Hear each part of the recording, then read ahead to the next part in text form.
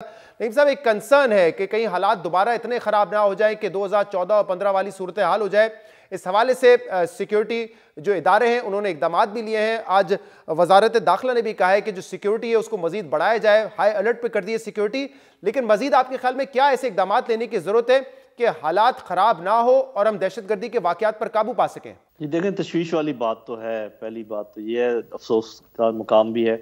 होता ये है कि जब 11-12 थ्रेट्स में से कोई 10 आप उनको डिफीट कर देते हैं, पकड़ लेते हैं, 1-2 फिर काम कर जाते हैं, तो नेचुरली कुछ ना कुछ हो जाता है। और इसका दिफा नहीं किया जा सकता कि जी इतना तो हो सकता है, नहीं होना चाहिए।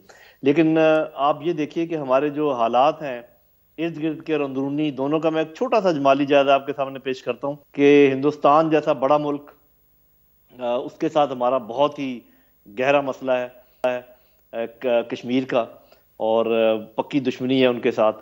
इसके साथ ये भी मिला लें कि हिंदुस्तान बहुत करीबी हलीफ है दुनिया की सुपर पावर का, अमेरिका का।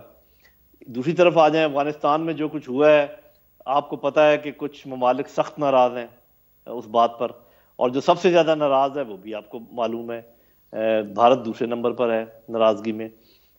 तो ये तो, और अभी तक आपको पता है अफगानिस्तान के अंदर के हालात जो हैं वहाँ पर ना तो पॉलिटिकल स्टेबिलिटी आई है अभी तक, ना ही फाइनेंशियल इकोनॉमिक स्टेबिलिटी है।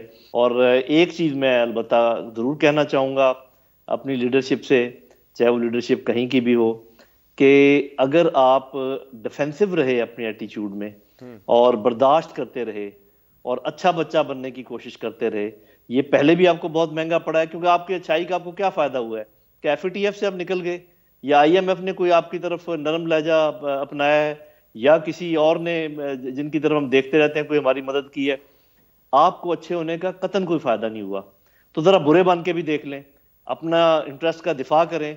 और इतना ज़्यादा जो है ना, हर चीज़ को बर्दाश्त करना, हर चीज़ को डिफेंसिव करना, कितनी मस्जिदों का आप दिफा करेंगे, कितनी मार्केट्स का दिफा करेंगे, कितने स्कूलों का दिफा करेंगे? ये मुमकिन नहीं है।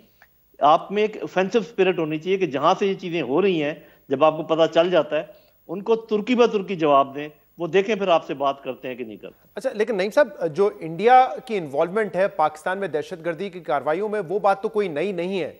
लेकिन अब आप ये कह रहे हैं कि जो वो भी हमसे अफगानिस्तान में जो हुआ है, जब फोर्सेस गई हैं, यूएस फोर्सेस, नेटो फोर्सेस, तो उसके बाद वो भी हमसे नाराज है। आप क्या उनका भी कोई ना कोई रोल देख रहे हैं इसमें? जी देखें, जब कोई बड़ा मुल्क नाराज होता है तो आपका क्या ख्याल है कि वो नाराजगी का सिर्फ इजहार करता है? नाराजगी को उनको मैनिफेस्ट करना होता है, नाराजगी को वो चेंज करते हैं अपने एक्शंस के साथ। और फिर इसमें कोई शक है कि अमेरिका और हिंदुस्तान के बहुत करीबी स्ट्रेटेजिक ताल्लुकात हैं, 12 मुआहदे हैं मेरे भाई इनके आपस में, बड़े गहरे किस्म के, जिसमें इंटेलिजेंस शेयरिंग का भी है और इंटेलिजेंस में मुआवनत करने का भी है। तो ये तो इंटेलिजेंस की सारी गेम है जो ये चल रही है। और अगर तो सूरत हाल में आप कह रहे हैं कि अच्छा बच्चा बनकर हमें कोई फायदा हासिल हुआ नहीं है, ना होगा, तो फिर क्या कर सकते हैं हम? चले, इंडिया के हवाले से तो हमारे स्टेटमेंट भी आते हैं, अगर अमेरिका भी आप कह रहे हैं कि उसका भी अमल दखल हो सकता है, तो देखें, अमेरिका के बारे में तो आप कुछ कर सकेंगे नहीं, साफ ज़ाहिर है कि वो बड़ा मुल्क है। उसमें सिर्फ ये कर सकते हैं कि ऐसी मराहत जो वो आपसे मांगते हैं, जो आप समझते हैं कि आप नहीं दे सकते, उसमें आपको थोड़ा बहुत ऊंच नीच हो सकती है। लेकिन भारत के बारे में आप क्यों इतने मदद खाना है? मतलब ये कि वो उसने क्या कुछ नहीं किया आपके साथ। अफगानिस्तान की तरफ से आप पे हमले करता रहा, कुलभूषण आपने पकड़ा हुआ है जिसका आपको पता है कि वो क्या कर रहा है, और आपको इतने मौके मिले जब ये कश्मीर में चाइना और भारत आपस में कर रहे थे मामलात, इनका लड़ाई हो रही थी, आप चुप करके बैठे रहे।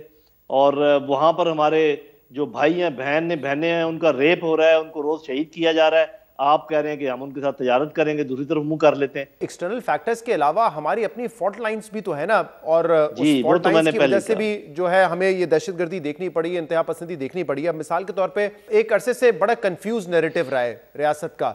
कभी कहते हैं कि अफगान तालिबान और टीटीपी एक सिक्के के दो रुख हैं, कभी कहते हैं कि नहीं, अफगान तालिबान तो पाकिस्तान के हमदर्द हैं या बड़े अच्छे ताल्लुकात हैं, लेकिन टीटीपी उनसे बिल्कुल जुदा है।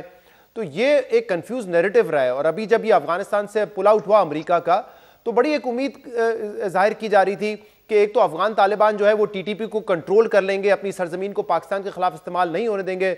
दूसरी तरफ ये उम्मीद थी कि इंडियन एम्बेसीज, काउंसलेट बंद हो गए हैं, एनडीएस खत्म हो गई है, तो अब उनकी सपोर्ट भी नहीं रहेगी टीटीपी को। लेकिन इन फैक्टर्स के बावजूद हम देख रहे हैं कि टीटीपी स्ट्रांग है और इस वक्त सबसे बड़ा अगर हमें खदशा है या खतरा है तो वो तो टीटीपी से है। जी, पहली बात तो ये है कि जब आप कहते हैं टीटीपी स्ट्रांग है तो इसको जरा उस वक्त के साथ मिलाइए जब यहाँ पर अशरफ गनी की हुकूमत थी और करज़ाई की हुकूमत थी और अमेरिका वहां पर मौजूद था और हिंदुस्तान वहां पे मौजूद था।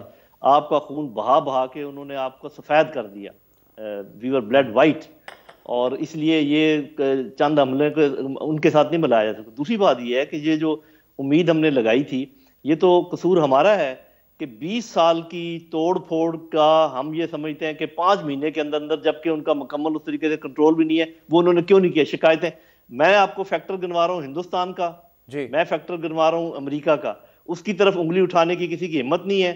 एक नई हुकूमत जिसको अभी 2-2 दिन नहीं हुए, उसकी तरफ सब उंगलियां उठा रहे हैं।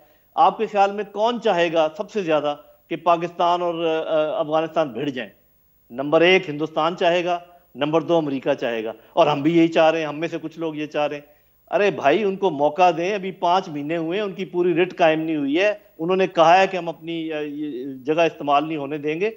वो अपनी बात के ज्यादा पक्के हैं अमरीकियों और हिंदुस्तानियों के मुकाबले में। और एक और बात, ये जो आपने कहा कंफ्यूज हमें किए रखा, सही कह रहे हैं आप कि हमें सही तरीके से बताया नहीं गया। मैं आपको बताता हूं, इसमें तो कोई शक नहीं कि जो तहरीक तालिबान पाकिस्तान है, इन्होंने मुआवनत की है अफगान तालिबान की, अमरीकियों के साथ लड़ने में, वहां पे रहे हैं, इनके हो सकता है असला वगैरह देने में और तरीके से भी मुआवनत की हो। लेकिन याद रखें कि अफगान तालिबान अपने मुल्क की आज़ादी के लिए लड़ रहे थे लगातार, हमारी तरफ उनको कोई प्रॉब्लम नहीं था, ना हमारे लिए कोई प्रॉब्लम क्रिएट कर रहे थे। तहरीक तालिबान पाकिस्तान, रॉ, CIA, NDS ने मिलकर हमारे ऊपर छोड़े हुए थे ताकि वो उनके अपने जो है ना वो पूरे करते। तो ये फर्क, जो एक कनेक्शन होता है वो और चीज होती है, जो फर्क होता है वो और होता है। मेरा ख्याल हमारी हुकूमत ये सही तरीके से समझाने में अवाम को नाकाम रही है, मैं मानता हूँ ये बात। बहुत बहुत शुक्रिया।